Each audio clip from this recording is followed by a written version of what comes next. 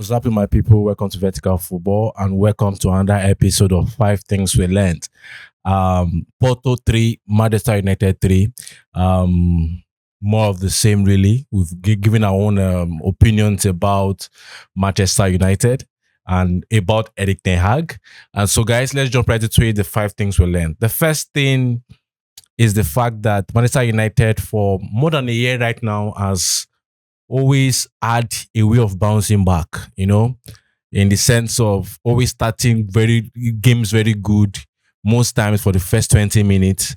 There is that motivation, that desire, but that desire, that motivation only lasts for 20 minutes. And you could see after 20 minutes, even before Porto scored the first goal, you already knew the goal was coming. I think not to be critical really, but to just analyze it from a clear-headed position. The 2 goals that Porto scored in the first half came from the left-hand side of Manchester United's defense. And if you analyze it very well, part of the reason why they scored those 2 goals was because Marcus Rashford, although was decent in the attacking aspect of the game, defensively did not put that effort. For after the first 20 minutes, didn't put that effort he kept in the first 20 minutes. And I think it's really a symptom of this team that this is a team that is very complacent. This is a team that cannot keep the motivation for so much moments in the game. This is a team that, they can be running for the first 20 minutes and all of a sudden they just drop the levels. And I also think it's also a sign to show the kind of manager Manchester United has. Because I remember a statement that I will never forget made by Sir Alex Ferguson, where he said that everything will always resemble the manager. That every football team will always take the nature of the manager. And I look at it truly, look at the likes of the best Jose Mourinho's team, look at the best Sir Alex Ferguson's team, look at the best Pep Guardiola's team, even look at Arteta's team in Arsenal. These teams resemble the manager, the nature, the temperament of the manager. See Jurgen Klopp in Liverpool. The teams take after. I think this team is, in my own opinion, and clearly I believe if you look at it, you also agree, is this team is replicating the character and the temperament of Eric Ten Hag. They start well, but you just lose this momentum. They are easily satisfied, as they scored the first 2 goals within the first 21 minutes. They were all like, wow, we won this game. They became so relaxed, they were not tackling, they were not closing down spaces the way they were closing down in the first 20 minutes, and they allowed Porto to come back into it. Second thing, guys, is I don't know what defensive shape Manchester United is using really. I don't know why you keep using that defensive shape in almost every game when you see that teams are already exploiting it.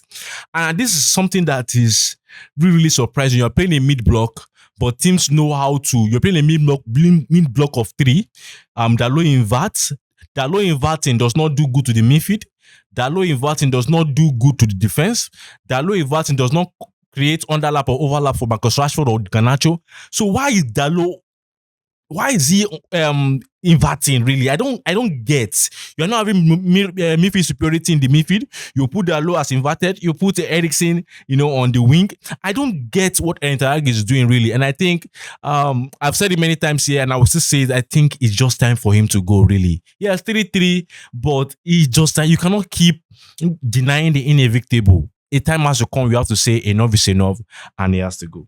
The third thing is Manchester United players. I think you can talk about it all you want, but I believe that as players, you must have motivation, really. You must have motivation, you must have desire. These players are not motivated. And the funny thing is, if you don't get to the root source of why there is no motivation at Manchester United, I think you will keep just changing managers and players, but still having the same results. Let me give you a quick example of why I believe there's something so much wrong with the environment at Manchester United, the environment at Carrington. When Casemiro joined Manchester United, we had a lot of news about how he was a gym guy, always in the gym, always motivating, taking care of his body. He came from Madrid in top shape. Someone that has been at the highest level of football for more than 5 years, won amazing numbers of Champions League. And it just took Manchester United 1 season and he came back overweight. Came back out of shape. What is going on? There is no motivation. And even when they showed motivation like the first team they did in this game, they easily lose the motivation. Number 4, I just believe enough is enough, really. I believe enough is enough. I believe that there are good players in this team. You could see that for the first 20 minutes, but how can you get them not to be complacent? How can you get them to be focused? And I believe one of the ways to get them motivated is the manager must be motivated. 2-0 up, don't relax. 2-0 up, put fire on their backs.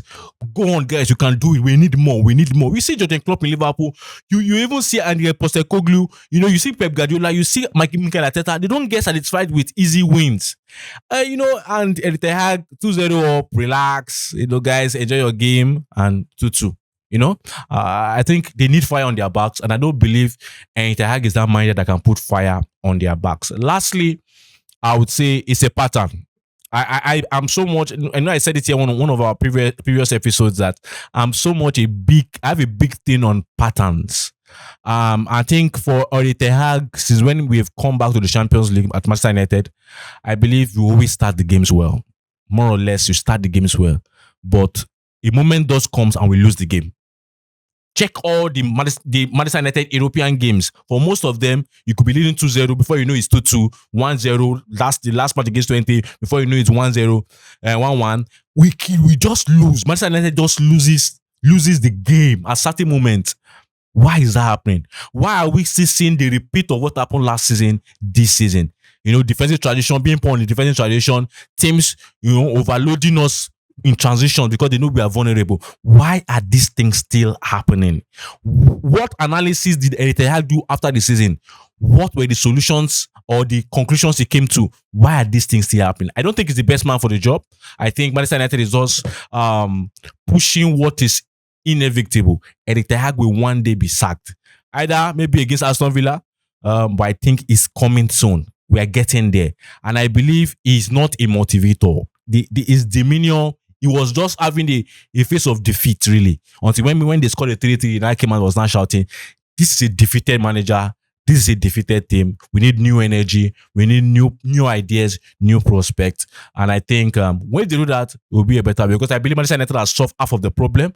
Half of the problem is the off-field issues with the likes of Berada, Wilcox, Rashford have come in. I believe now it's time to solve the on-field issues, and I believe you begin that by changing Erik ten Hag as the manager. Thank you guys for sticking with me. Drop a comment section on the comment section box, and as usual, if you like this content, please drop a like, subscribe, and share. Thank you, and bye.